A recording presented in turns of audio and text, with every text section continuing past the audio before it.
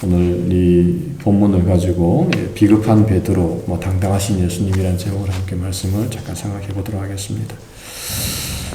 오늘 본문은 이제 어제 본문에 이어서 이제 그 겟세마네 동산에서 붙잡히신 예수님께서 이 안나스라고 하는 대제사장 집에 끌려가는 그런 장면으로부터 좀 시작이 되고 있습니다. 12절에 보게 되면 이제 군대와 천부장과 유대인의 아랫사람들이 예수를 잡아 결박해서 먼저 안나스에게로 끌고 갔다라고 이렇게 말씀하고 있습니다. 근데 이 안나스는 그 해에 이제 대제사장인 가야바의 장인이다라고 이렇게 좀 말씀을 하고 있습니다. 특히 이제 이 말씀을 통해서 사실은 이 대제사장을 이제 해마다 새롭게 좀 뽑아야 되는데, 오늘 이 본문을 보게 되면 이 대물림을 좀 한 것 같습니다. 그래서 안나스가 먼저 대제사장이 되었고, 그리고 이제 그 사위가 이제 대제사장이 되었다라고 오늘 본문은 말씀을 하고 있습니다. 14절에서 이제 가야바는 유대인들에게 한 사람이 백성을 위해서 죽는 것이 유익하다고 공부하던 자더라라고 이렇게 오늘 본문에서 사도 요한이 말씀을 하고 있습니다. 다시 말하면 이제 정치적 안정을 위해서 한 사람을 죽이는 것이 유익하다, 즉 예수님을 죽이는 것이 유익하다고 말한 인물이 바로 가야바였는데, 오늘 본문에서 다시 한번 더 사도 요한이 이렇게 말씀을 하고 있습니다. 그리고 이제 그곳에서 이제 오늘 본문 15절부터 이제 18절까지 보게 되면 이제 그 장소에서 이 안나스 집에서 결국에 이제 예수님의 이 예언대로 이 베드로가 이 첫 번째로 예수님을 부인하는 그런 장면이 오늘 본문에 말씀하고 있습니다. 이제 15절에 보게 되면 이 시몬 베드로와 이제 또 다른 제자 한 사람이라고 했는데, 이제 이 사람은 바로 이제 이 요한복음의 저자인 사도 요한을 가르치고 있습니다. 한 사람이 예수를 따라갔다 그랬는데, 다른 성경에서는 이제 멀찌감치 그 예수님을 쫓아간 것으로 이렇게 말씀을 하고 있습니다. 이 제자는 이제 대제사장과 아는 사람이라, 그러니까 사도 요한이 조금 이렇게 인맥이 있었던 것 같습니다. 그래서 대제사장과 아는 사람이었는데, 예수와 함께 대제사장의 집들에 들어가고 이제 베드로는 들어가지 못했습니다. 아는 인맥이 없었기 때문에 바깥에 문 밖에 이제 서 있었는데, 이제 대제사장을 아는 그 다른 제자, 그러니까 사도 요한이 나가서 그 문 지키는 여자에게 말하여 베드로를 이제 데리고 이제 집 안으로 이제 들어오게 된 것입니다. 그러자 이제 17절에서 문 지키는 요정이 이제 베드로에게 갑자기 이제 대뜸 이렇게 이야기하는 겁니다. 너도 이 사람의 제자 중 하나가 아니냐라고 이렇게 이제 질문을 하는 겁니다. 너도 제자 중 한 사람 같은데? 라고 이렇게 이제 물어본 거죠. 그러자 이제 그 말을 들은 이 베드로가 엄격결에 말하기를 나는 아니다 라고 이렇게 부인하는 것을 좀 보게 됩니다.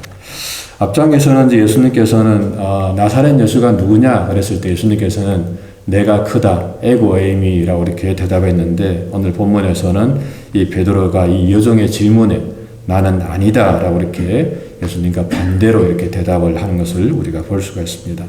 그리고 이제 그때가 추운 고로 종과 아래 사람들이 불을 피우고 서서째니 베드로도 함께 거기서 서서 째더라라고 오늘 본문은 이야기를 하고 있습니다. 다시 말하면 이제 순간 엄격하게 이렇게 물어봤지만 이제 그 말에 베드로가 이렇게 예수님을 부인을 하고 있는 것이죠. 그런 부분에서 사실은 우리가 준비를 좀 하고 있어야 됩니다. 이렇게 정말 당황하게 되면은 순간 베드로뿐 아니고 우리들도 언제든지 이렇게 주님을 부인을 할 수 있다라고 하는 것입니다. 그리고 이제 다시금 배경을 바뀌어서 이제 19절부터 24절까지는 예수님에 대해서 다시금 말씀을 하고 있습니다. 19절에 보게 되면 그 대제사장이, 그러니까 안나스지요. 안나스가 예수에게 그의 제자들과 그의 교훈에 대하여 물었다라고 이렇게 이야기하고 있습니다. 아마 안나스는 처음으로 이제 예수님을 본 것 같습니다. 그래서 이제 질문하니까 예수님께서 말씀하시기를 내가 드러내놓고 세상에 말하였노라. 모든 유대인들이 모이는 회당과 성전에서 항상 가르쳤고 은밀하게는 아무것도 말하지 아니하였거늘 어찌하여 내게 묻느냐. 내가 무슨 말을 하였는지 들은 자에게 물어보라. 그들이 내게 하던 말을 아느니라 라고 이렇게 대답을 했습니다. 자, 그러자 그 말을 듣고 있던 그 옆에 곁에 있었던 아랫사람이지요. 그러니까 하인 한 사람이 갑자기 이제 손으로 예수님을 막 치면서 네가 대제사장에게 이같이 대답하느냐라고 이렇게 좀 이렇게 이야기하는 것을 좀 보게 됩니다. 사실은 이제 그 말은 이 대제사장에게 이제 말대꾸를 했다는 그런 뜻이겠죠. 그래서 그 하인이 예수님을 치면서 이제 이렇게 질타를 했다라고 이렇게 오늘 본문은 말씀을 합니다. 그래서 이제 그 말을 들은 예수님께서 대답하기를 내가 말을 잘못했으면 그 잘못한 것을 증언하라. 바른 말을 했으면 내가 어찌하여 나를 치느냐라고 이렇게 예수님께서 말씀을 하는 겁니다. 결국에 이제 오늘 본문을 통해서 하는 말씀은 이 많은 무리, 그러니까 대제사장과 수많은 무리가 이 예수님의 죄를 단 한 가지도 입증을 하지 못했다라고 하는 것입니다. 다시 말하면 예수님께서는 아무런 죄 없이 사람들에게 붙잡혀 오게 되었고, 이제 이 사람들이 이 죄 없는 예수님을 신문을 하고 있음을 오늘 성경은 우리에게 말씀을 하고 있습니다. 사실은 예수님의 삶은 너무나도 온전한 삶이었고 당당한 삶이었음을 성경은 늘 우리에게 말씀을 하고 있죠. 그런 부분에서 제가 어저께도 말씀드렸습니다마는 예수님은 그 누구 앞에서 가든지 간에 어떤 환경에서든지 간에 정말 당당하게 행동하시는 것을 우리가 볼 수가 있습니다. 그에 반해서 오늘 본문에 나오는 이 베드로는 굉장히 좀 비겁한 그런 모습을 보이죠. 자기가 죽기까지 절대로 주님을 부인하지 않겠다라고 이야기했습니다마는 한낱 여종 앞에서 3번씩이나 이제 25절부터 27절에 보게 되면 이 시몬 베드로가 이제 서서 이제 불을 쬐고 있을 때에 또 한 사람이 또 묻습니다. 너도 그 제자 중 한 사람이 아니냐? 그랬을 때 베드로가 부인하여 이르되 나는 아니라라고 이렇게 이야기했습니다.